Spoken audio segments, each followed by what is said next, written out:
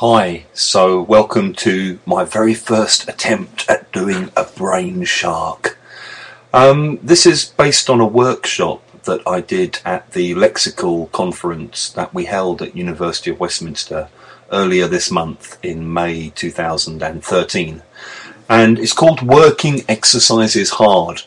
And it's basically looking at the way that I deal with vocabulary exercises in the classroom. Basically vocabulary exercises that you find in course books, really, yeah? And it's really looking at the way I've changed as a teacher. It's looking at the way I'm now much more focused on what I'm doing as I'm going through the answers to exercises. It's looking at some basic principles for what we should be doing as teachers. And it's looking at kind of, I don't know, how we get the most out of what's there on the paper, okay? How we kind of do more with less, if you like.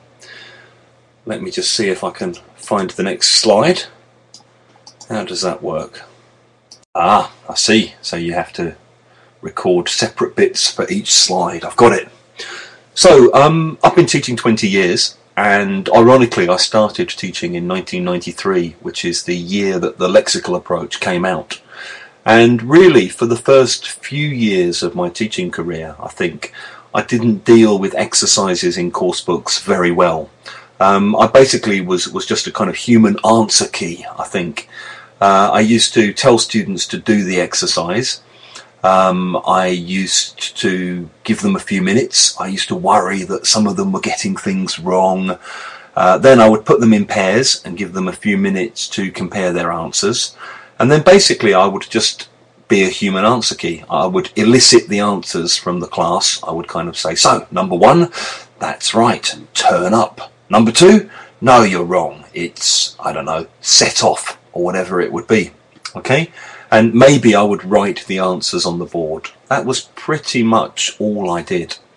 Sometimes, of course, I would panic and I would pre-teach some of the vocabulary from the vocabulary exercises. A point which I'll come back to later. As I stayed in teaching longer, and particularly after I read The Lexical Approach by Michael Lewis, which I read in 1995 when I did my Delta, I started thinking about the importance of moving beyond single words, okay? Even though a lot of the exercises that I had to deal with in course books were very much focused on single words. And, you know, if you look at big selling course books, things like English File, for example, right to this day, there's a lot of focus on single words, which I think is a problem. Because one of the things the lexical approach stresses is the importance of collocation, you know, looking at words which go together with other words. So which adjectives go with which nouns, which verbs go with which adjectives and which nouns, which adverbs go with which verbs. You know, that kind of thing. And also looking at context, just generally the language that goes with the language you're teaching, the language that we use around the main words we're focusing on. Then I read a book by Michael Hoey called Lexical Priming. And for those of you that haven't read it, basically it's a very brave, quite remarkable book. The subtitle is something like How Languages Work. And really it's the first book since Chomsky to put forward a whole new theory of language and language learning. And Hoey really suggests that the way we learn how words work and how grammar works is basically through exposure, through hearing language in use and subconsciously taking note of the collocations, the context, what we use the language to do pragmatically. And every time we encounter a word that we've encountered before in a new context, it primes us further, it conditions us further to expect those words to work in particular kinds of ways. After I'd read the Hoey and the Lewis book, I really started thinking that the board work that we provide as teachers when we're dealing with new language, new vocabulary, really is part of the priming process for the students. And just writing single words on the board really isn't enough. What we need to be doing is we need to be, you know, giving students extra examples on top of the examples that they get in the course book that will help them to feel and see and understand how those words typically work. Okay?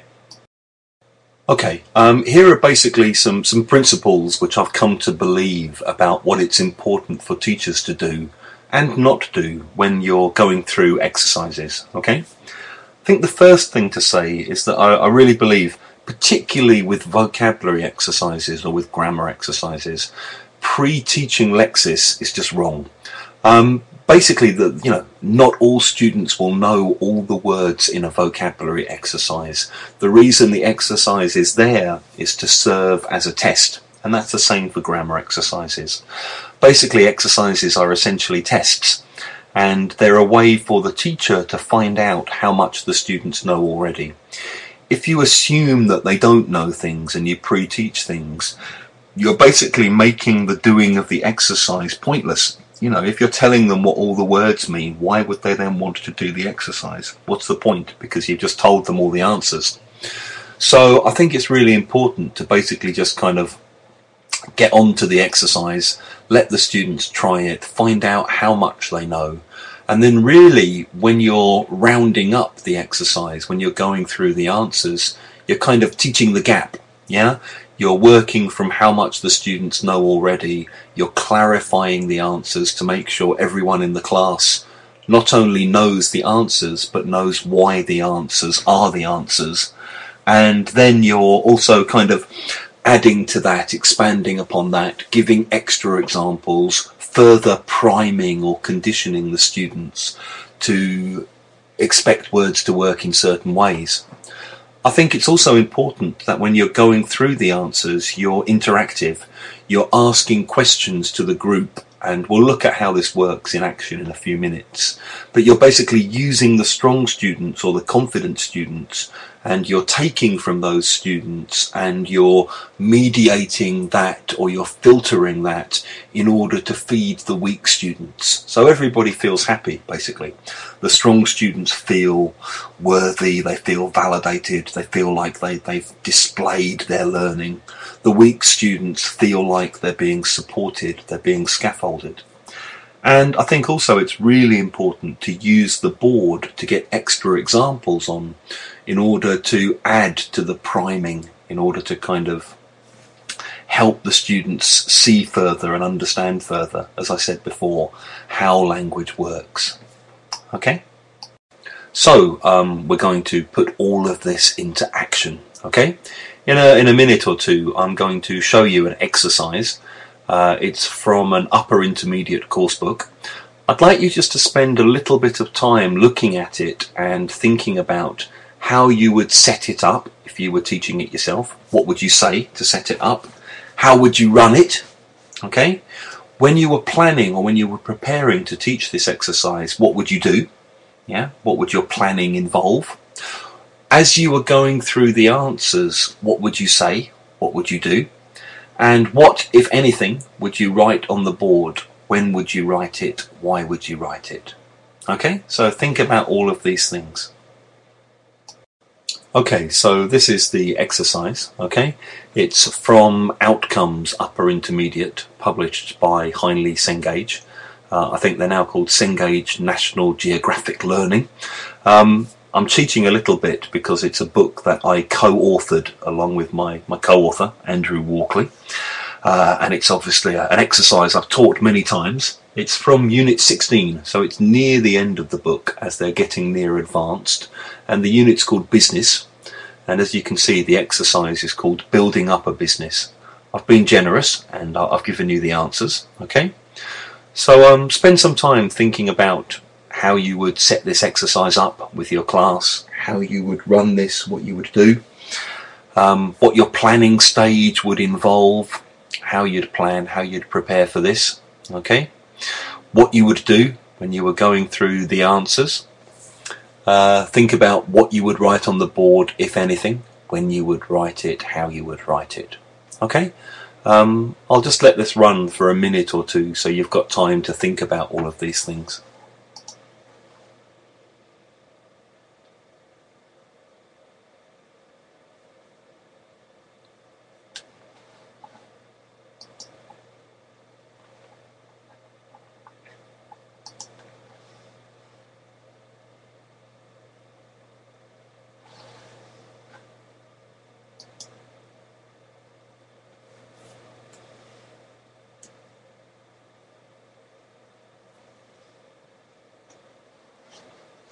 Okay, obviously you can stop the presentation now if you need more time to think about these, but I'm going to move on to describe how I would now approach this kind of thing. Okay, so what you can see here is basically an example of how I would go about planning what I'm going to teach. Okay, usually when I'm teaching, I photocopy the pages that I'm going to teach, and I make these kind of notes on them. It looks mad, but there is a method to my madness. Basically, I go through the exercise, I write the answers in myself. As I'm writing the answers, I think about questions I might ask the whole class about particular bits of vocabulary. So here you can see that I would ask, what else can you set up apart from a company? I might just check what is capital. There's a thing about floating the company on the stock exchange. I'd ask what happens when you float things. I'd ask what the difference between a merger and a takeover is, maybe. The other thing I would do, and I always use a good dictionary to do this, usually I use the Macmillan dictionary, the big orange Macmillan Advanced Learners. I basically look things up, I check definitions, I make notes of common examples of things I might want to write on the board, okay? And what you notice here is I've written examples and collocations not only for the words that I would be teaching, okay, so things like set up or raise money, raise capital, yeah, profit, loss, but also for other bits of language that I think are interesting. So things like have been the subject of, I've had enough of this. So basically my planning now, I think when I started teaching, my planning was always much more to do with activities and what I was going to do, strings of stuff that I would do in the classroom. Now I think my planning is much more to do with what language is down there on the page that I'm going to teach, what am I going to say about that language, what collocations, what co-text am I going to make available to the students, what questions might I ask about the language, how can I really exploit the exercises and work them hard to give the students greater exposure to the language. Okay, so I'm going to just run through basically what I would do as I was teaching it. So I would literally say, okay, we're going to do some vocabulary. You're going to learn how to talk about starting businesses and building businesses up. Okay, have a look at the words in the box there in exercise A. Anything you're really not sure of, you can ask me, or you can have a look at in the vocabulary builder in the back of the book, which we have with outcomes. I'd then give the students a few minutes. Okay, while they were doing that, I'd get some board work up, and we'll look at the board work in a minute. I'd still put them in pairs to compare. As they were doing the exercise, I'd go round and I'd make myself available. I'd help out with anything they're not sure of. I'd put them in pairs to compare their ideas, and then I'd round up. So I'd round up like this. About 10 years ago, my brother and I decided we'd had enough of working for other people. We became fed up with working for other people. We got sick of working for other people. I might point to an example on the board. I've had enough of this, I'm going to complain. I've had enough of this, I'm going to say something. So we decided that it was time to, anybody, number one? That's right, set up our own company, start our own company, yeah? Anything else you can set up apart from a company? Yeah, that's right, you can set up a website. You can also set up a meeting. You kind of arrange the meeting or organise the meeting. And maybe sometimes before a civil war or after a civil war, one group of people might set up an independent state within a country. So we set up our own company. We had some savings, and with the help of the bank, anyone, number two, we raised the rest of the capital. Yeah, we managed to get the rest of the money that we needed in order to start the business. For the first few years, we didn't make any money. In fact, the opposite. We ran at a loss. That's right. So we lost money every year. We ran at a loss. Eventually, anyone, number four? We broke even. That's right. So we didn't lose money, but we didn't make money.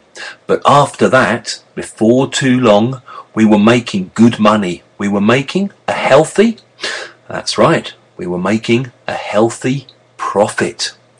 But all of this money that we made, we put it back into the business. So number 6, we ploughed all the money back into the business. Yeah, it's a whole expression. We ploughed the money back into the business. And then we started growing. We expanded quite quickly. Next, we floated the company on the stock exchange. What happens when you do this? Okay, yeah, so you issue some shares in the company. You make them available on the stock exchange. Yeah, so the public can buy shares in the company. So they own a percentage of the company, a portion of the company, and you raise capital. Then though, the economy, it started doing badly. It went into recession. What's the opposite, by the way? That's right, the economy is booming. And if it's just doing okay, not going up, not going down, yeah, the economy remains stable. Okay, so then we started facing some very stiff competition. That's right. So lots of other companies started doing similar things to us. It became very difficult to compete. We were the subject of a hostile takeover bid. Yeah, so another company wanted to buy us. We didn't want them to. It was hostile. Yeah, they were like an enemy. They wanted to take us over, and they bid, like you bid money on eBay when you wanted to buy something. Yeah, so they bid $50 million because they wanted to try and buy us. We didn't want this. Luckily, we survived by merging with a rival firm. So we found another company that we used to be kind of enemies, competitors of, rivals, like football teams can be deadly rivals. So, Arsenal, Tottenham, yeah, Manchester City, Manchester United, Barcelona, Real Madrid, Inter and Milan. Yeah, we merged with a rival, so we joined together with them. It's been a tough few years, but we're still here. We now have an annual, that's right, it must be turnover. How do you pronounce it? An annual turnover, everyone? An annual turnover of over $3 million. So this is the amount of money that comes into our company every year. Yeah, not the profit, but the amount that goes through the company. So, you often say, we've got an annual turnover of around 10 million. So that's basically what I would say and what I would be doing as I was going through the exercise. Let's move on to consider the board work, okay? So one of the first things that I would do is, as I was planning really, you notice on the last slide, I would think about the ambient language. What I mean by ambient language is the kind of language that's present in the exercise, but which the exercise doesn't force you to pay attention to, okay? It's just kind of floating. It's a bit like the idea of ambient music. Like when you're in airports or when you're in supermarkets or elevators or whatever, yeah? There's this music playing in the background and you only notice it if you force yourself to pay attention to it. So in that last exercise, there's quite a lot of this kind of language. It's useful language to think about and focus on. It kind of gives the students a little bit extra from the exercise they've done. And as the students were doing the exercise, I might just get some examples up on the board. So I might write some of the sentences, not necessarily all of the sentences that you see here. And as you heard, when I'm then going through the exercise, I would say, okay, a few years ago, me and my brother decided we'd had enough of working for other people. We were fed up with it. We'd been doing it too long. Another example, I've had enough of this. I'm going to complain. What kind of situation? That's right. Maybe when you've been waiting for a long time in a restaurant for your food and it doesn't come, and eventually, I've had enough of this. I've had enough of this. I'm going to say something. What kind of situation? Maybe you're watching somebody be very rude in public or, smoke in public on a bus or something. It's time to Yeah, we decided it was time to set up our own business. It was a good time to do it. You know, same idea. It's time to stop talking and start acting.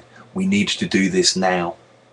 Later, when we came to this thing about merging with rivals, I might just put here, the two teams are bitter rivals, deadly rivals. Ask the class for examples. When it mentioned the economy going into recession, I might ask for the opposite. I might get some extra bits on the board. And what you see here is, you know, these are whole sentences. The grammar and the vocabulary is combined.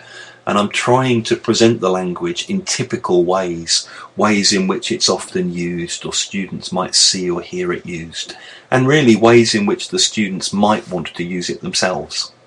What else I would do while the students were doing the exercise is get gapped sentences up on the board for the words that I think are most worth spending time on.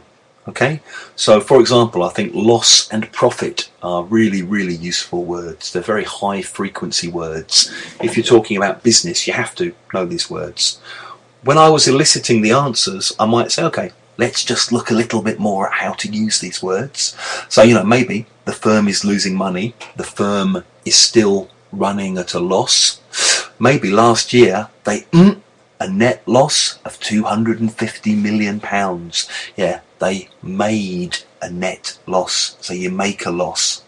Maybe for the first quarter, the first 3 months of this year, the company has reported, you know, they've lost a lot of money. So they've reported not hard losses. Anyone?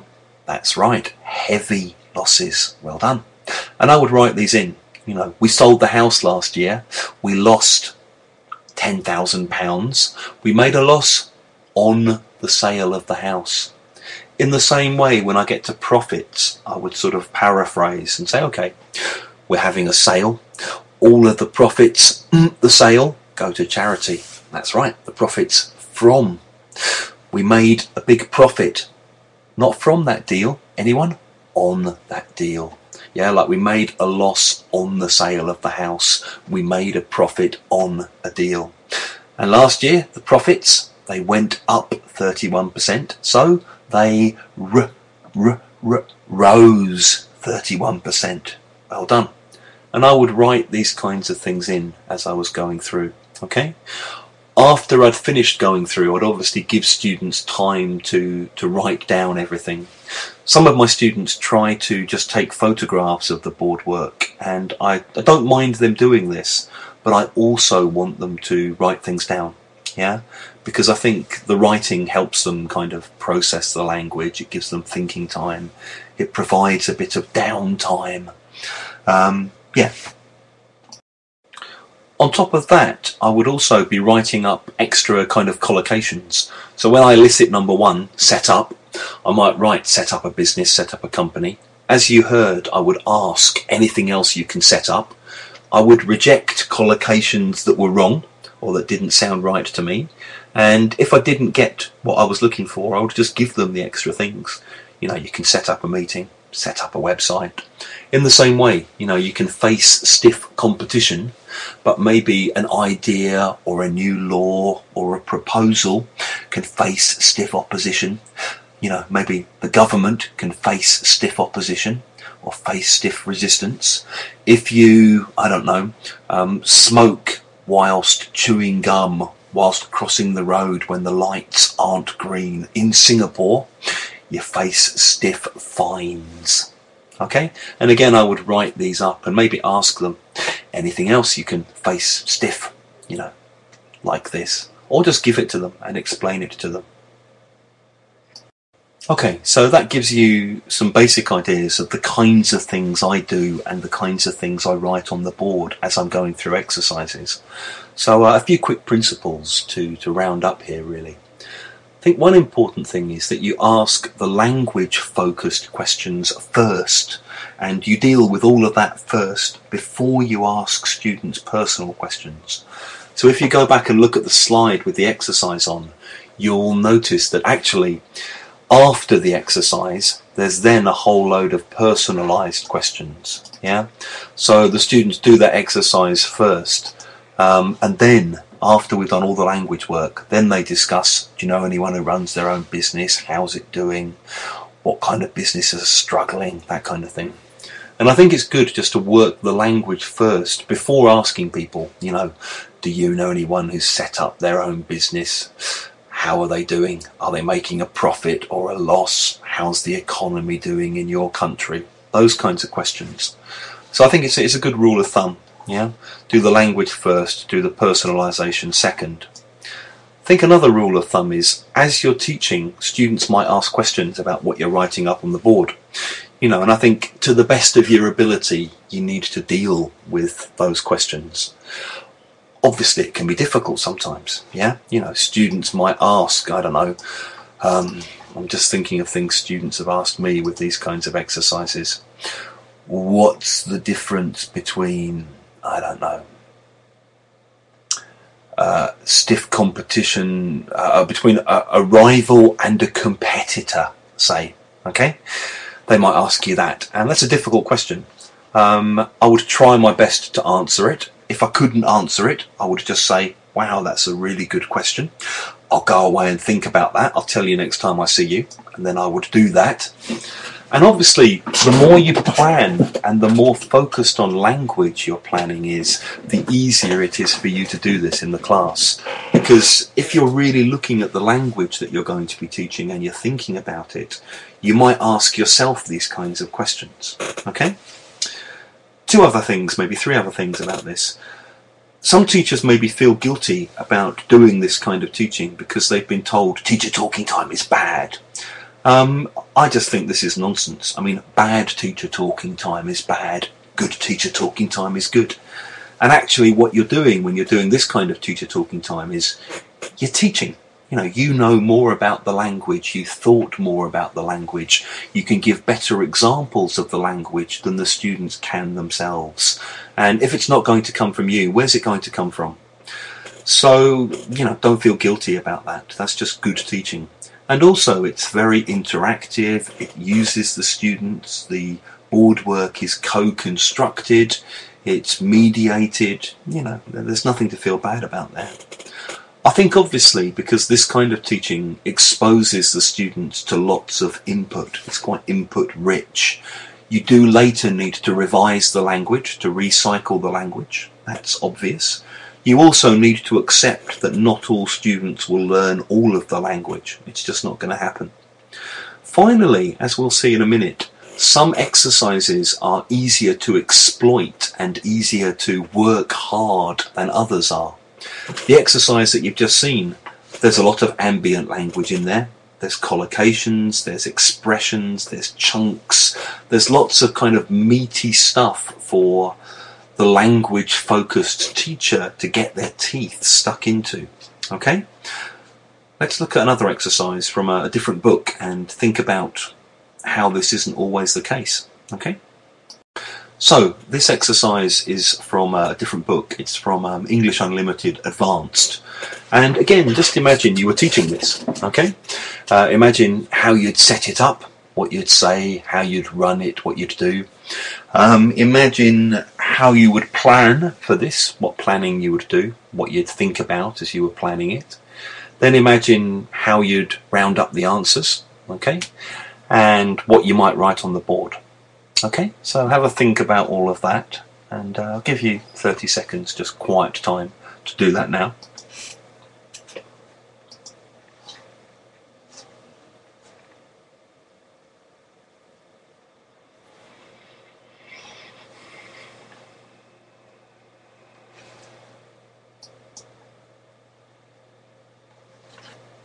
Okay, I'm going to move on and just talk about this exercise a little bit. Okay, well, I think the first thing to say is I don't think it's a very good exercise personally, on several levels. I mean, partly because, it's when students say, what do you understand by these expressions, it's really difficult because, a fake Rolex, it's not real. A forged birth certificate, it's not real. Counterfeit currency, it's not real. There's not much they can say about them. Obviously it's a test, they either know them or they don't. I don't think that's a huge problem. So the first thing I would do is I would plan it, I'd look at the language, I'd think about the language that's there to teach, and I would think about the language connected to the language I'm going to teach. So, you know, it's a common scam. I can't believe you fell for it. You shouldn't have been so greedy. I don't know. I should have realised there must be a catch. I knew it looked too good to be true. Those kind of common things. Another problem for me with this exercise is, you know, from a teaching point of view, what's the difference between forged, fake and counterfeit? I mean, that's a hellish question. I'm not sure I could happily answer that question. I think it's a really, really difficult question. So, I would still say, okay, we're going to look at some vocabulary for talking about different kinds of crimes and this kind of thing. In pairs, have a look at exercise 1, okay? Just together, just check. What do you understand by these expressions? As students were doing that, I might write a few bits and pieces up on the board, okay? I'd then go through it and I'd ask them, so, a forged birth certificate, what do you understand by it? That's right, it's not real, someone's made it, yeah? Probably they wanted to use it for some kind of illegal reason, like to get a passport or something. So, they forge it. So you can have forged birth certificates, forged documents, anything else that can be forged. Yeah, like a forged £10 note, a forged signature, yeah, forged passport. Maybe you look at something and you think, wow, that's really good. It's a clever forgery. Okay. Number 2, an investment scam. What is it? Yeah, it's like a kind of company promises that if you invest money in their company, you're going to become a millionaire, but then they disappear and they steal all your money. So they kind of lie to you and cheat you to get the money. It's a common scam. Can you think of any other examples of common scams? Okay, I might give an example of things that I know from my own experience here. A fake Rolex. That's right, it's not a real Rolex, but it's pretending to be. Yeah, same idea. You can have like fake fur if you don't like wearing a real fur coat or you can't afford one. You know, maybe now lots of people have fake tans. You know, they have orange skin or brown skin, not because they've been in the sun, but because, you know, they've been under a sunbed or something. Fake smile. It's not real. They're not really smiling at you. You know, really they hate you, but they're pretending they like you by smiling at you. Can also be a verb, so you can fake an emotion. Maybe you can fake your own death. You can make it look like you've died, but then disappear somewhere and start a new life. And if you don't believe a person, you think they're kind of acting, they're not having real emotion, they're just pretending all the time, you can say they're such a fake. Credit card fraud, what is it? Yeah, we also talk about tax fraud, insurance fraud, benefit fraud, and often the police try to do more to stop fraud. They crack down on fraud. You can be implicated in a fraud if they think you did it. The police try to investigate frauds. A con trick? Yeah, okay, let's have an example. That's a good example there. Can also be a verb. So, you know, if someone does a con trick on you, they con you out of £20. I might tell a story of something that happened to me once in Istanbul. I won't go into it now, but I got conned out of £50 by a very clever con man. Footballers sometimes do it as well. You know, they con the referee by pretending to be hurt. Counterfeit currency. Yeah, it's like, you know, banknotes which aren't real. Yeah, same idea basically. They're forged, they're fake. Counterfeit's not as common a word. We don't use it very much. If someone cheats the system, how? Okay, you know, maybe they're really working, but they're also claiming unemployment benefit. Same idea, you know, you can cheat in exams, you can cheat investors out of money, you can cheat on your boyfriend or your girlfriend if you're seeing someone else. Number 8, a compulsive liar. Yeah, they can't help themselves, they can't stop lying. The same way you can also have a compulsive gambler. They just can't stop gambling. The next bit, B, I would basically just skip because I just don't see the point of kind of going forge, forgery, forged. I don't know what else, you know, fraud, fraudster, to defraud. It just seems like a lot of random single words that don't really go anywhere. And that if you're going to prime students properly in how to use those words, it requires a huge amount of planning and teacher-centered extra examples, and I would just skip that bit. You know, I might include some of the more useful verbs or more useful nouns derived from some of those words as I was going through exercise 1. I also think exercise C is fairly rubbish because, you know, what other things can be forged? It's a language question. What other things are often fake? In what ways do people cheat the system? These are really all questions that a good teacher should be asking as you're going through the exercise. Whereas number 4 is a personal question, okay? And I think it's a good personal question. So what I might do is I'd skip B and I'd skip C. Basically, after I've gone through all number 1 and I've kind of worked the language, I might then just say, okay, in pairs, think of any common scams you've heard of or any con tricks you've heard of, yeah, or any examples of tax fraud or benefit fraud or insurance fraud that you've heard of. As the students are telling their stories, I would write things up on the board like, I can't believe I for it. I shouldn't have been so good ... I should have realised there must be a C ... It seemed too good to be ... And then as I was rounding up, I might retell some of the stories I'd heard. I might elicit those words that go with the kind of idea of a common scam. So focus more on the co-text to talk about common scams.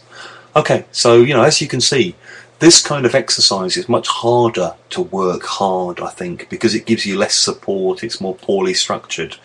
But despite that, there's still a lot that the language-focused teacher can do here to make the most of the content that you've got. Okay, we seem to have a blank slide here as far as I can see. I think in the actual workshop, this was just basically the address of my blog, www.HughDellar1.mp4.wordpress.com, and also of the Facebook site that I run with my co-author Andrew, which is www.facebook.com/HughDellar Andrew Walkley. Okay, I hope you've enjoyed this and I hope you find this useful, and I hope it works because, as I said, this is a bit of an experiment for me using this new site. Cheers, bye.